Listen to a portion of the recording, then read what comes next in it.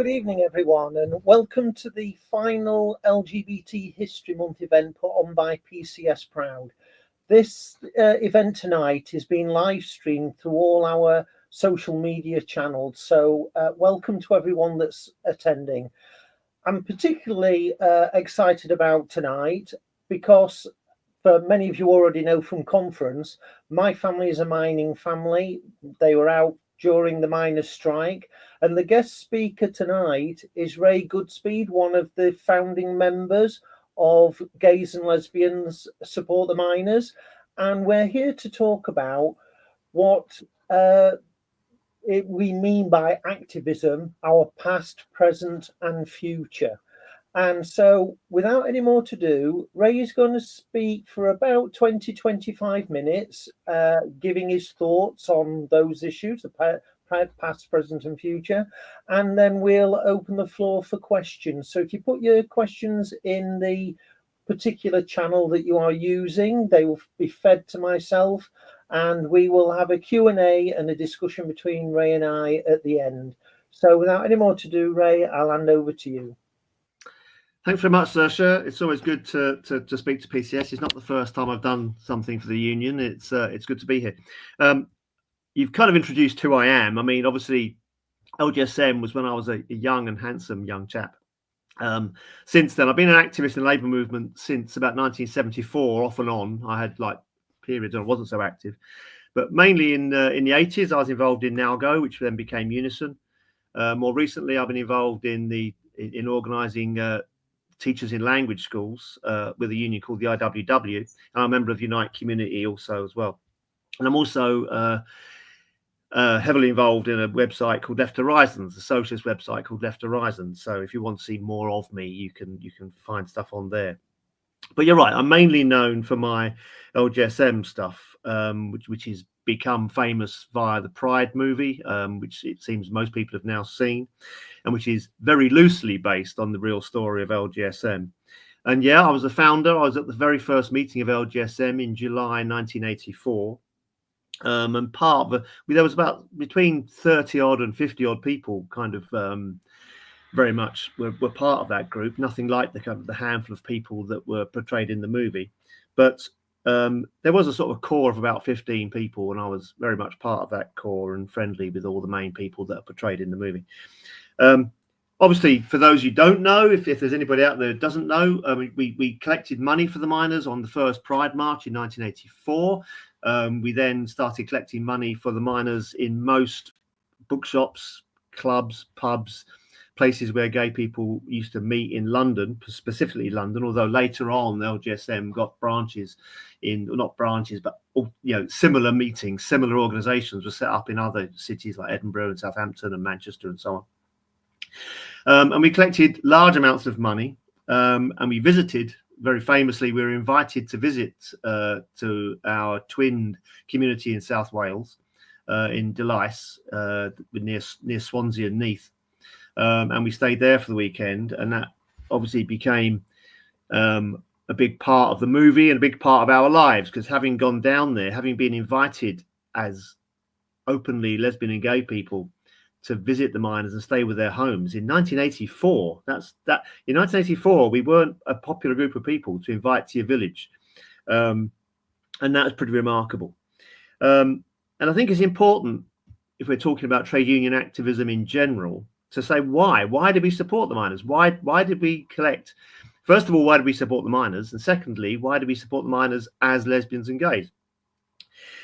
First of all, I think it's important, and I always make the point, that our support for the miners was absolutely unconditional. We didn't do it to get anything back. We just assumed because we knew everybody hated us. We're a bit like Millwall at the time. We assumed everybody hated us.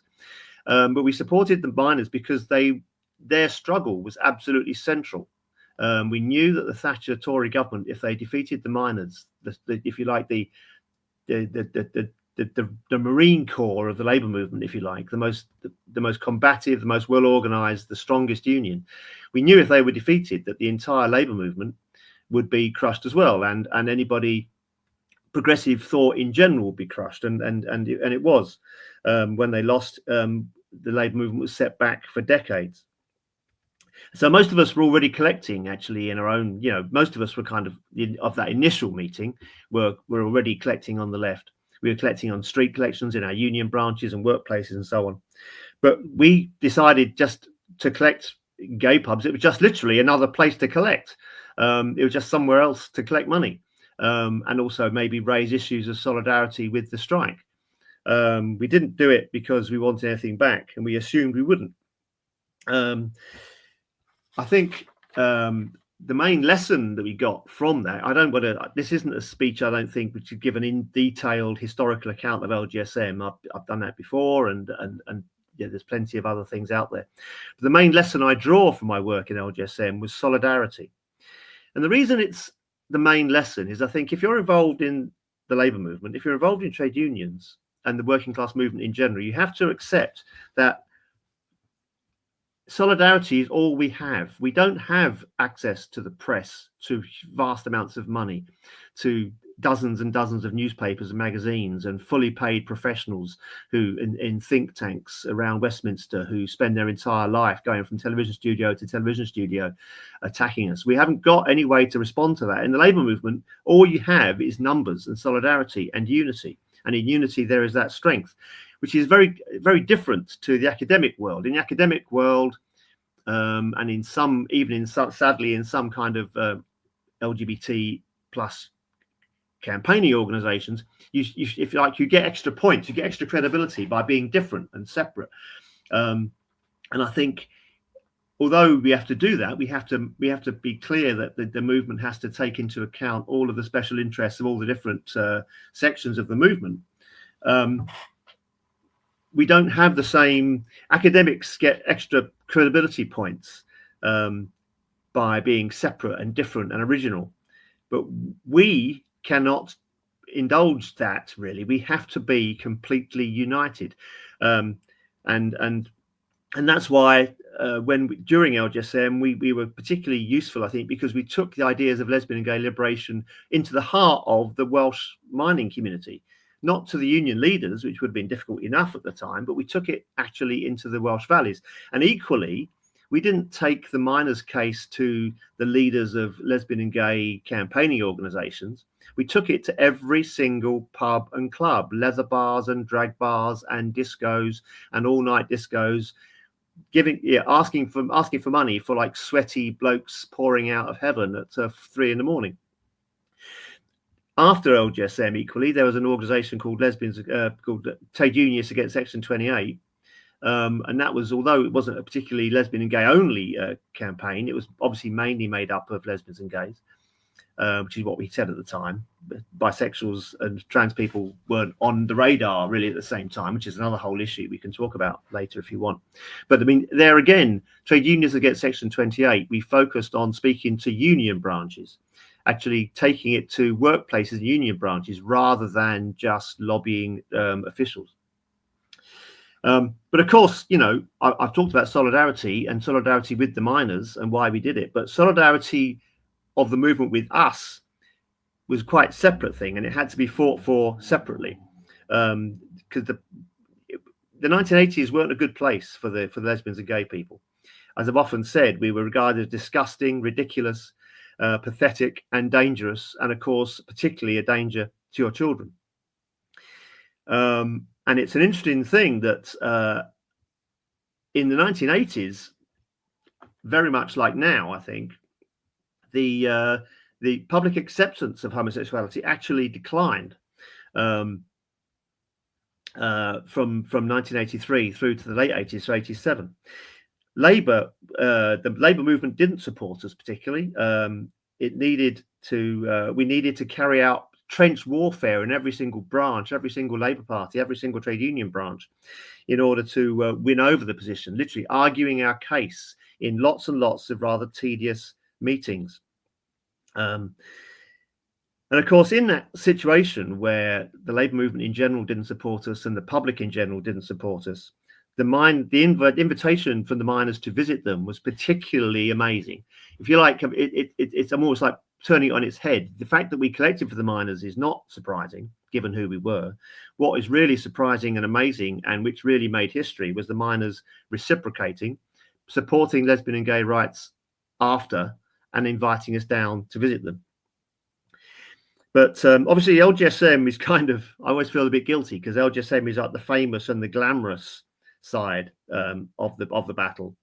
And we did have an important role in emphasizing questions of unity, working class unity and solidarity, which did give a kickstart to the acceptance of lesbian and gay issues inside the Labour movement. But before that, there's the Labour campaign for gay rights, which later obviously became the Labour campaign for lesbian and gay rights. The second L was inserted. Had been doing sterling work for years and years before that. The really tedious work of moving motions, turning up to meetings, identifying yourself as gay in a Labour movement meeting, which in the early 80s wasn't an easy thing to do. It is now, but it wasn't then. And also there was the trade union lesbian and gay groups were heroic in some senses, particularly with teachers and social workers in the 70s and 80s. To be openly gay as a social worker and a teacher in that period was to risk loss of work. You could be sacked. There was no legal redress whatsoever for teachers and social workers. And there were some celebrated cases. There was like a bus driver sacked from wearing a gay badge, and her union UP defended her very much. There was like a handyman on a school camp who was a member of the Education Institute for Scotland, if you like, the Scottish version of the teachers union.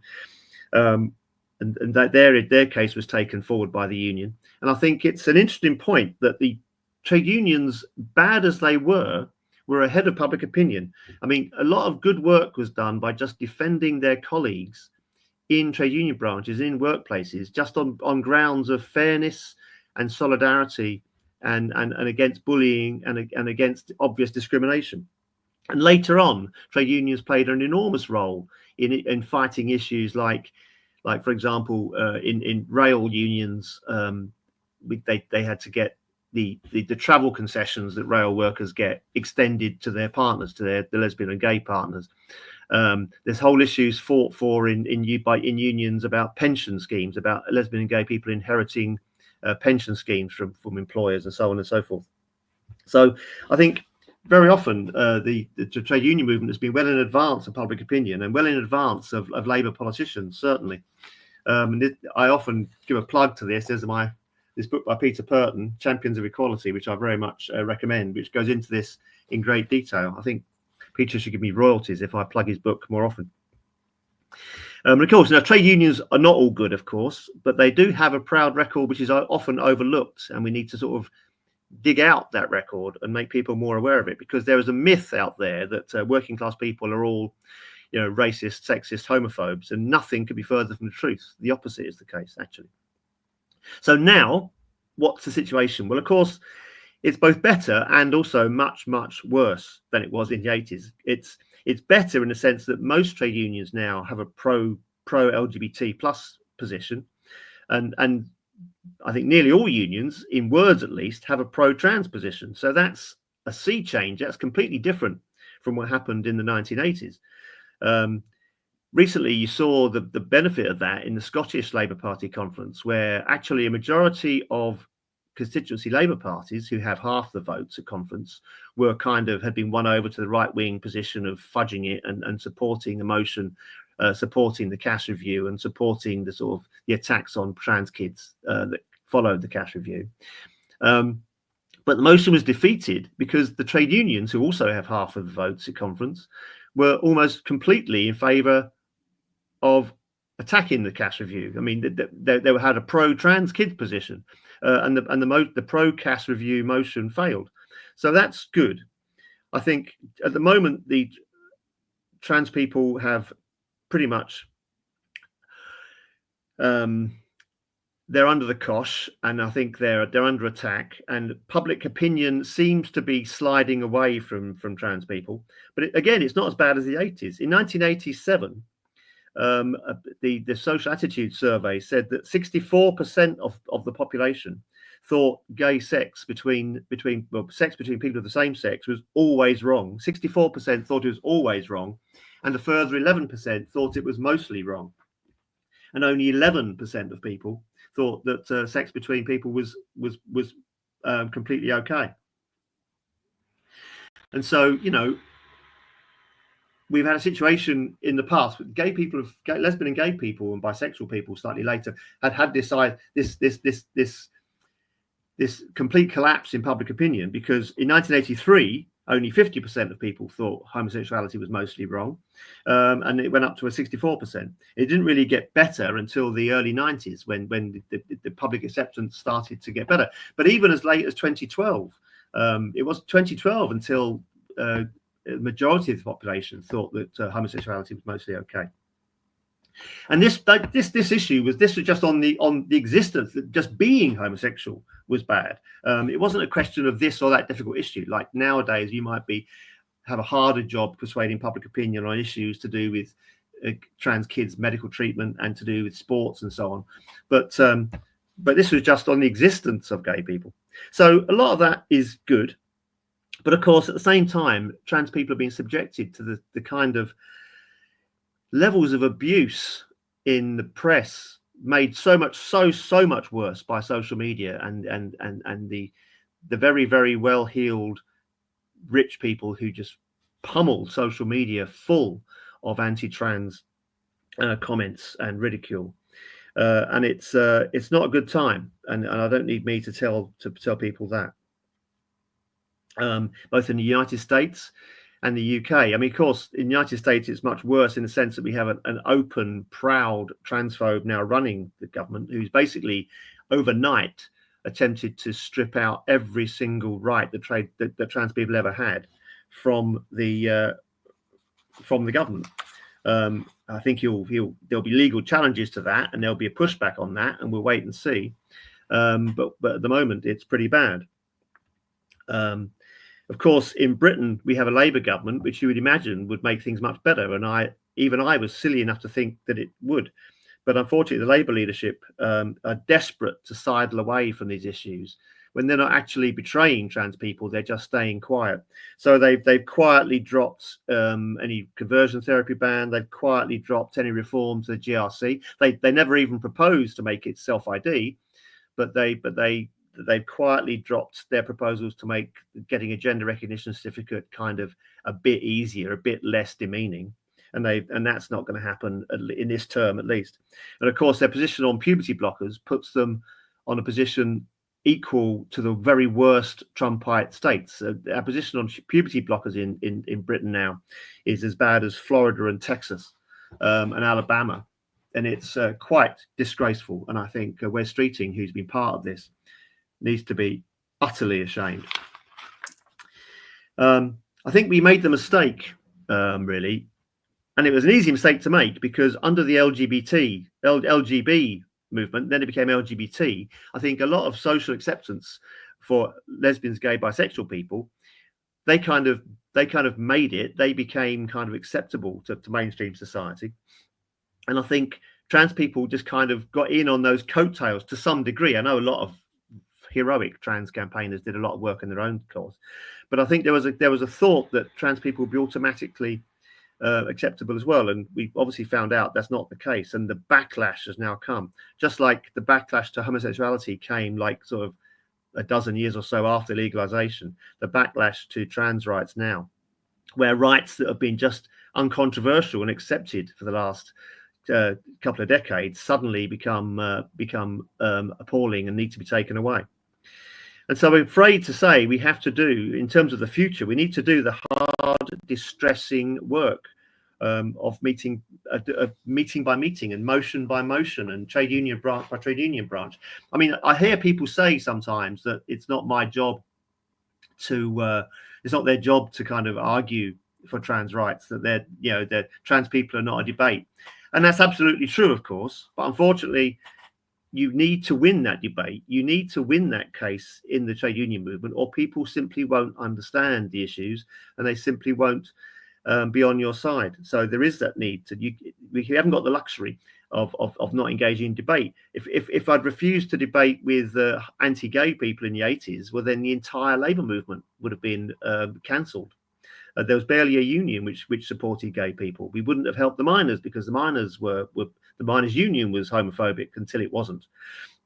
And I think we need to do that. Also, I think trans people as they are very often, they need to play their part in the movement as a whole, playing a full part in every trade union, um, not just on fighting for trans issues, but actually playing a full part in every issue, like taking part in every strike, defending their colleagues who are not trans or not even LGBT. You need to be seen as an integrated part of the union, because solidarity and unity works in all directions. It's not just saying you've got to support us because I'm trans. It means that trans people are supporting all of their colleagues and all their workmates. I went for a long time when people ask me about what's LGSM, what that would do in modern society, and is it necessary? Do we need an LGSM? And for a long time, I said, well, no, because LGBT people are so well accepted inside the labour movement that having a separate campaign like LGSM was kind of pointless, because lesbian and gay people were kind of, their sexuality had almost become not an issue inside the labour movement. But I've changed my view on that, because I do think that the equivalent of trans people support the miners, if you like, needs to happen now. I think trans people they do kind of need to be involved openly as trans people on pickets and demos, to demonstrate really clearly to the rest of the movement that trans people are part of the movement, and they will support you, and they hope you will support them back, that they will support you back. For example, trans people can take part in strikes, and they have done, with the teachers' strikes, with the NEU, with the nurses in the RCN, the doctors in the BMA, and if trans people show solidarity on those picket lines, and of course if they're on picket lines in their own right because they are doctors, nurses, and teachers, then that will make it easier to approach those workers when we need them, to push for solidarity for kids at school whose rights are being destroyed by the government.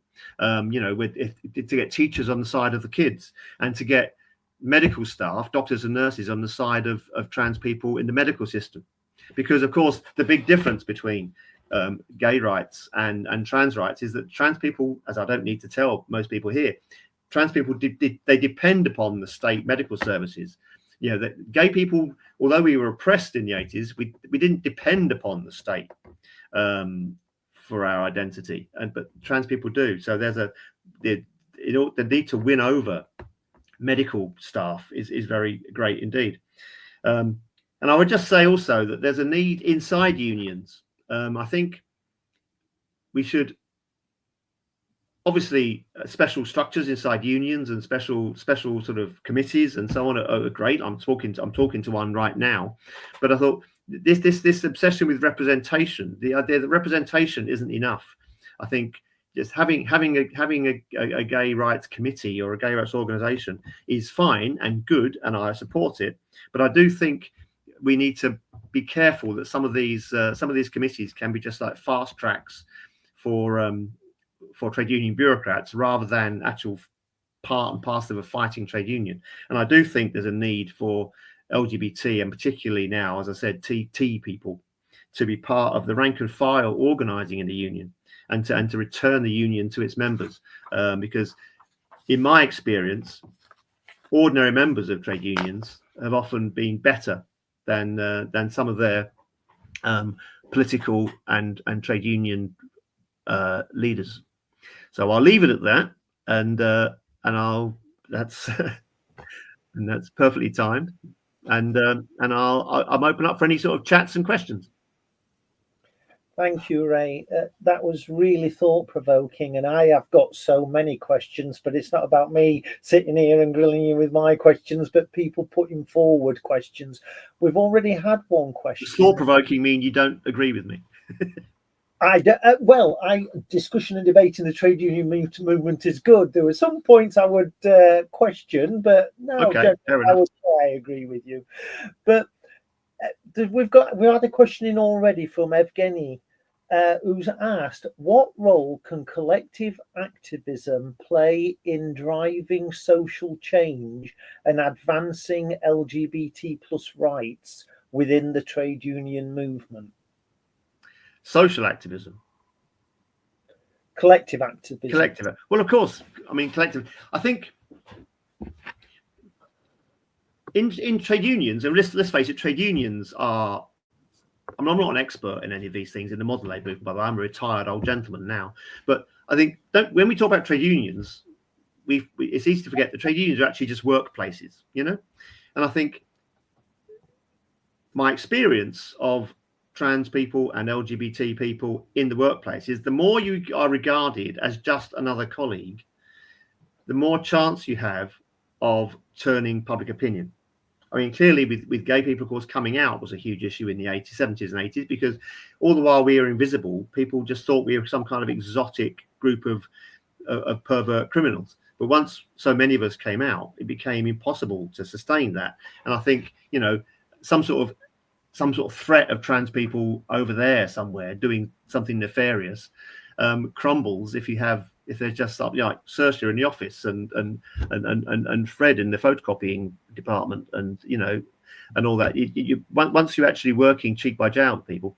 So I think collective action, trans people becoming part of trade union activity in all its various guises, becoming stewards, for example, becoming reps, you know, taking part in strike action, taking part in protests, I think is essential, because I think the key is to be regarded as another colleague and another, if you like, comrade, to be seen as part of the union. Now, obviously, there will still be people in unions who oppose our rights, and I think they need to be sort of taken up. But if you're seen as part of the main body of the union, that's much easier to do, rather than saying, if you like, oh, we're in the LGBT bit of the union and we're going to stand over in this freshly mown lawn and call out to you to support us, when in fact what you need to do is get in and support them. I totally agree. I work in a very ethnically diverse community. I'm based in Bradford. And one of the things is, as the branch secretary and the person who takes most of the personal cases, there's the stereotype of, oh, the Muslim community is anti-LGBT plus. Not when you represent them, not when you make those links, not when you, you know, on the grapevine, it's, oh, contact Saoirse, she's a good rep, she'll defend you, and you know. What you've said is quite right. Yes, we're LGBT plus people, but we're trade unionists as well, and we can build a lot of links with that. And in one sense, it's wrong to be, because obviously it makes LGBT people in the workplace as kind of, we have to be kind of super good. Like, if like the whole reputation of the whole community rests on our shoulders, and that's not fair, but it's just the way it is, I'm afraid. You know, people will judge LGBT people by the ones they know at work, and you'll become a representative of all those people, and if you do well, then people will support people more. If you're seen as one of us, then you'll be seen. Yeah, so I agree. Glad. We've had another question come in. It's to do with your royalties. I think people are concerned that you have to take the royalties. Are there any other resources activists can use to learn lessons of history to apply to what we do to fight against current attacks against LGBT plus people? Basically, what resources would you recommend? Oh, I haven't got them on me necessarily. I haven't got them up my sleeve. I mean, there's so many accounts of particular trade union battles. I can't. It's all out there to be found. I haven't got it on me now. I mean, a lot of the work of lesbian and gays, Labour Campaign for Lesbian and Gay Rights, a lot of their old stuff, but of course it was all just printed on paper back then, so the resources won't be necessarily. I know there's lots and lots of academic studies of LGSM and its role. I'm constantly giving interviews for people's PhD theses. Off the top of my head, I can't give those, but I could have to think about that before I answered. I mean, yeah, I mean, obviously there's good examples of, like, I don't know if you remember a few years ago the Ritzy cinema strike in the centre of Brixton. There was like independent cinema, and again that wasn't a lesbian and gay issue, but very large numbers of the people on strike were lesbians and gays. You know, I mean, equally, almost comically, there was a few years ago now, maybe 10 years ago, there was a big dispute on British Airways, and it was like cabin crew. Now, I'm not shocking anybody by telling them that cabin crews employ a very large number of gay men. And so you had a strike there, which is a fantastic working class uprising, a good working class strike, but gay men played a very central part. It was straight women, but largely, or just women in general, and gay men. And it's so there that two that sort of spring to mind. But in terms of actual resources, I'd have to go away and think about that. Sorry about that. Oh, don't apologise. Doing a lot of trans and non-binary training myself, I quite often get asked that, and I think, oh my goodness, I'm on the spot now. So I totally get that entirely. But yeah, hopefully we'll be able to put up some references later for comrades that are on the call.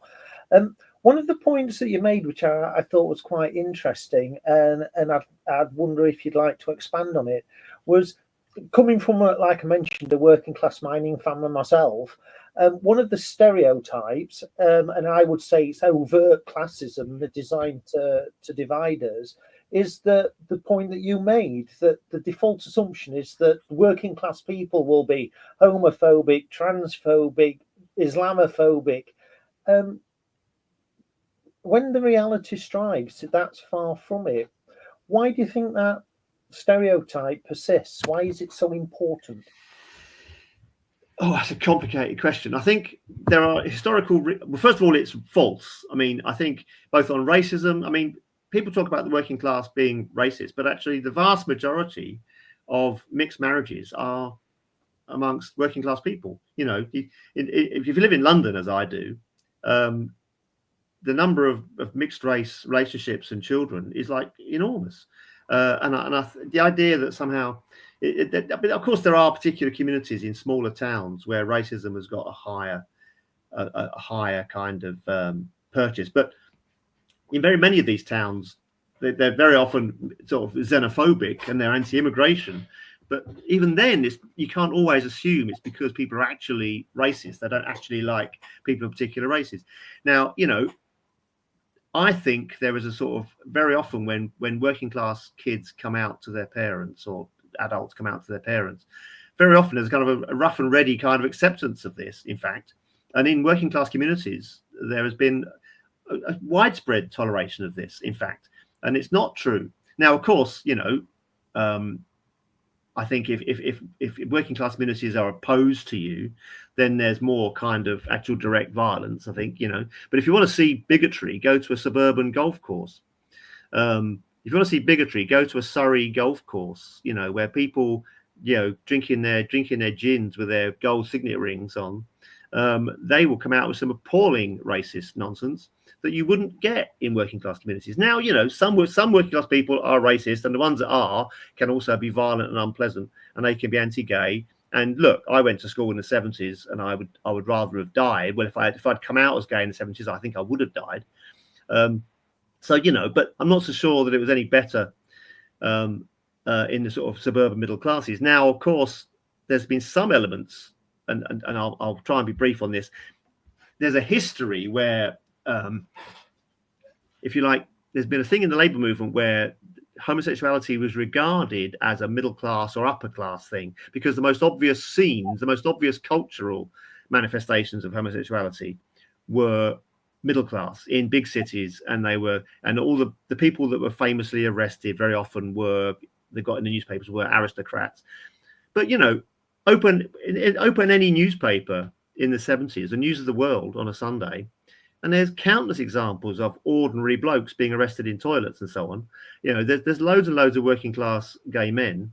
And there's a fantastic study done of steel workers in Sheffield, which I haven't got in front of me, but I can send it to you. Basically saying that, you know, steel workers would have sex with themselves, with each other, but it wouldn't be seen as an actual scene. There was no obvious manifestation of it. So this theory grew up that somehow middle class, upper class men were sort of using working class men as trade or as sex workers, and that they were perverting or corrupting young workers. You know, that's the idea. It was regarded as a middle class thing.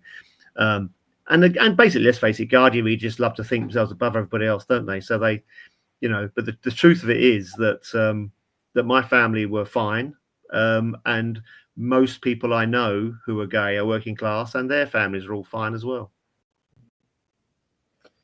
Yeah, very true. I remember my stepdad was a steel worker, and when I came out as trans, everybody thought, "Oh no, he's going to freak. He's going to freak." He just leant back in his chair, crossed his arms, and said, "Hey, you ain't first, and you're not going a bit last. Do you want me to make you a cup of coffee?" Which steel workers? Which steel works? Sheffield, of course. Sheffield Steel. Well, I don't know if you know the study I talked about, but I'll have to send it to you. But Yeah. I mean, I'm certainly well aware there's an actual steelworkers union campaigner who was actually trans. So this works. You know, the first trans person I ever met in my life was in Newcastle when I first came out. They were a shipyard worker. You know, it's certainly not true that LGBT people are mainly middle class, and it's certainly not true that working class communities will immediately turn against them. I don't think that's true. Very often, a lot of the kind of the drag pubs and stuff that used to exist, which were sort of gay spaces, were also kind of scenes of working class sort of popular culture as well. You know, especially in the north, actually, like the thing called fun bars, which were working class pubs which had drag on as well.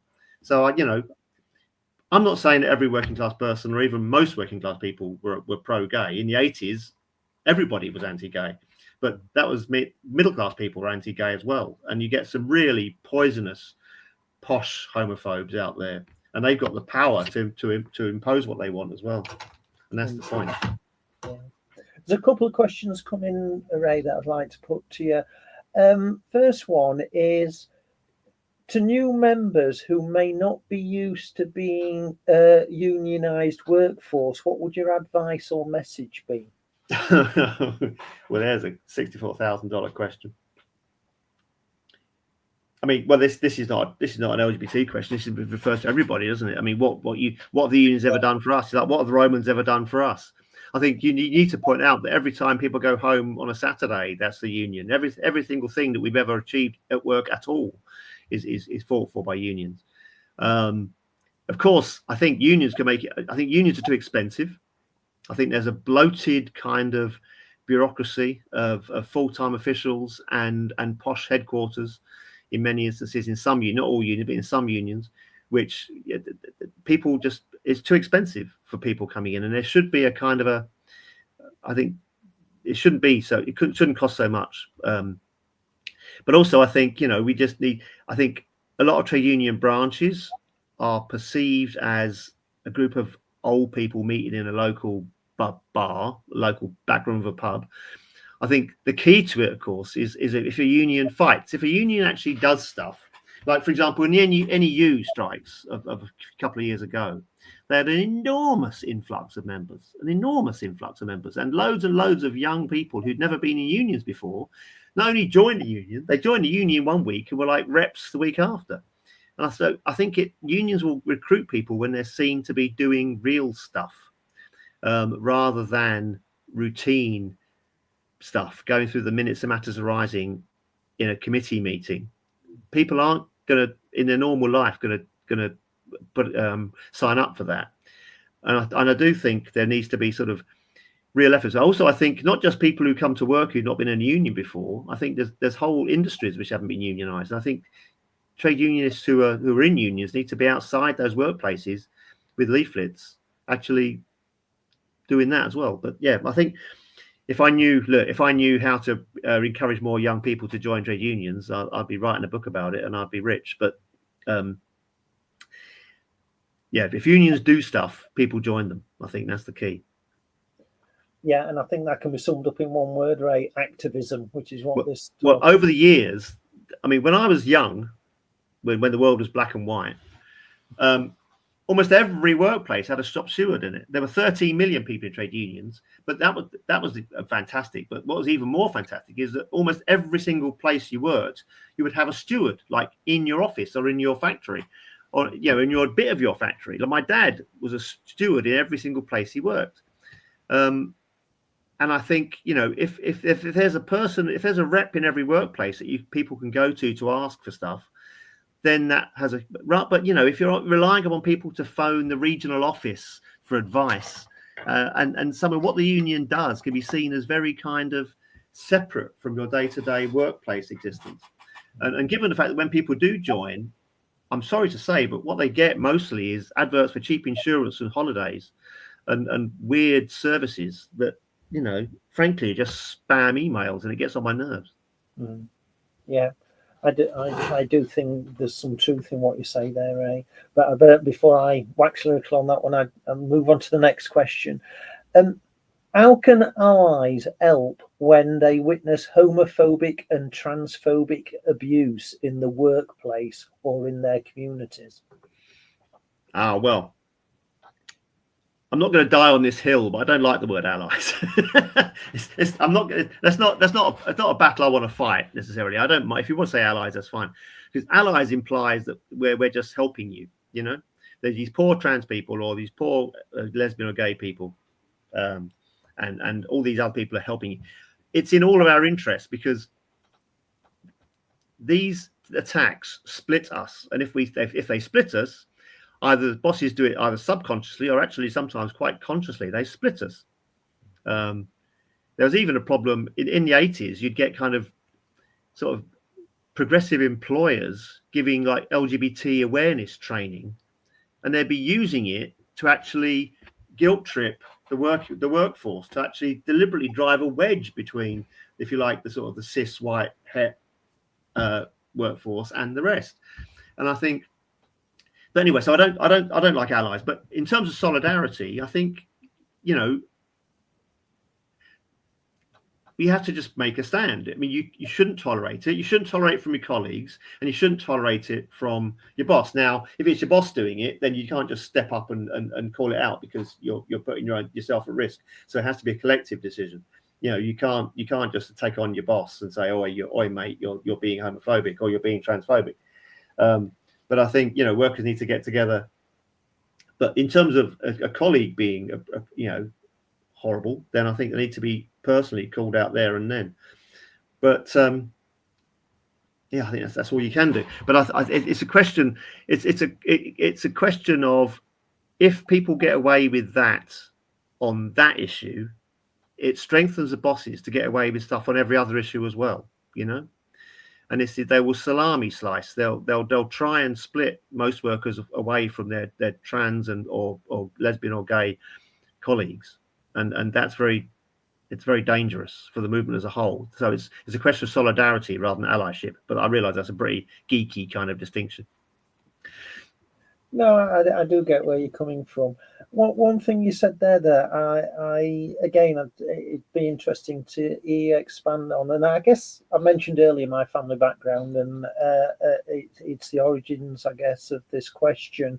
And you might say I'm biased on it, but when I look back, I'm very much of the same generation as yourself. The 1984-85 miners' strike was a seminal tipping point, and I would argue that it kind of ushered in the neoliberalism, the shift to the right of New Labour, the anti-trade union legislation, well, we know that Section 28 came in 5 years later. Well, 4 years later, and being a teacher during Section 28, that was a major issue for myself and for colleagues within the profession, as well as the LGBT community. And I guess we showed solidarity there, certainly in my school, where we ignored Section 28. I'll be quite honest about it. What are your thoughts about the significance of that defeat and, where we are now? Well, actually, it didn't usher in neoliberalism. Neoliberalism was ushered in by the Labour government of Callaghan. 2 years before Thatcher, the Labour government had already conceded these points and was already saying, quote, "the party's over," and making massive cuts. So the ideology of neoliberalism actually started, if like the abandonment, if you want to be economic about it, the abandonment of sort of Keynesian economics was in the late 70s. So Labour started it, and I'm a member of the Labour Party still, for my sins, but you have to tell the truth. And Thatcher obviously picked it up and supercharged that. And of course, she picked off a lot of unions in the early 80s, and eventually she picked off the weaker ones, and eventually got to the miners and stuff them. Now, it's interesting. A lot of people say, and I've heard people say this, oh, well, how do you feel? Because the miners lost, but you won, meaning LGBT people. I say, well, did we though? We won eventually. But I mean, you know, after the miners' strike, we went through the absolute national moral panic of the AIDS crisis, where there hundreds, thousands and thousands of people dying, including many of my personal friends, when the government was being completely negligent of the issue.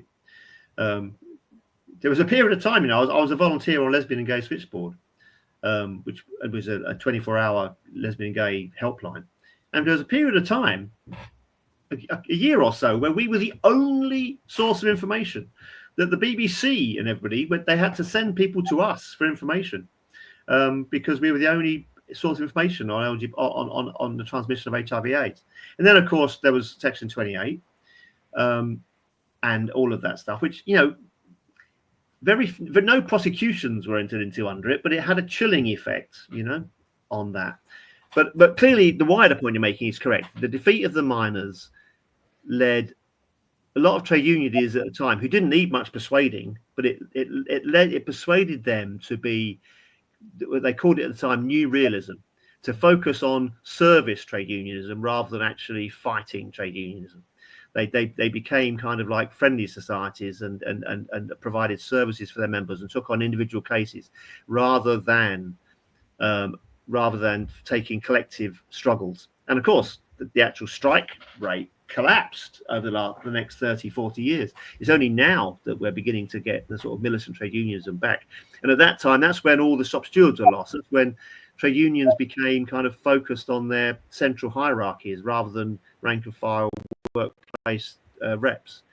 So it had a huge effect. I mean, obviously, Blair didn't challenge the basic premises of neoliberalism. What he was lucky to do, he had a lot of he had a boom based on debt, which he was able to channel the taxation from that into public services. So there was a perception, a real, and it's true that you know, hospitals and schools and even poverty reduction improved during the Blair years because he was able to spend the proceeds of this unsustainable stock market boom based on debt, which of course that just went foot in 2008. And since then, of course, you know, and I think since 2008, there is, I think, the reactionary move against women and against LGBT people is to do with recession. There was a sense in which people retreat into like old certainties when they're economically insecure, and I think those two things have come together.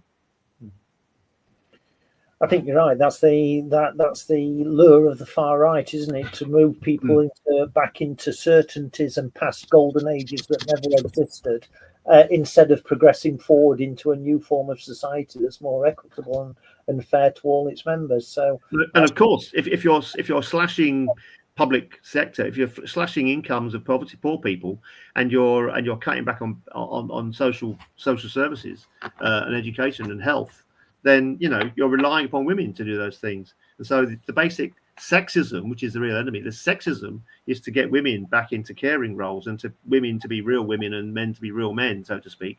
And of course, by extension of that, they bash gay people, lesbians and trans people as well. It's part of the same ideology. Exactly, that's the point I was going to make. That reproductive capacity is one of the reasons why the LGBT community gets slammed, because we can't produce that the babies that they're after. And of course, if most feminists immediately realise, of course, that trans people and gay people are their allies. Of course, that's self-evidently true. It's just a shame that some celebrated self-identified feminists don't appreciate that trans people are actually an enormous ally of the fight against sexism. But you know, that's their own psychological problem they can deal with. That's a whole other workshop as well, but I'd love to talk on that one. I can tell you. One of the things I was involved with, and I'm sure you'll be very much aware of it, it followed on the Giza Job March. I was March Treasurer on the Giza Home March. It was against the Tory board and lodging laws in 1987, marched across from Whitley Bay to Blackpool, trying to petitioning at the Tory party conference. And I was only, I would have been 19, 20 at the time. And I will never forget the massed ranks of the trade union movement along Blackpool's seafront that welcomed us in that day. I had the absolute honour of being elected from the group to address that massed ranks of the trade union movement. We don't see that anymore. And I mean, I'm just wondering what your thoughts are in terms of like future activism.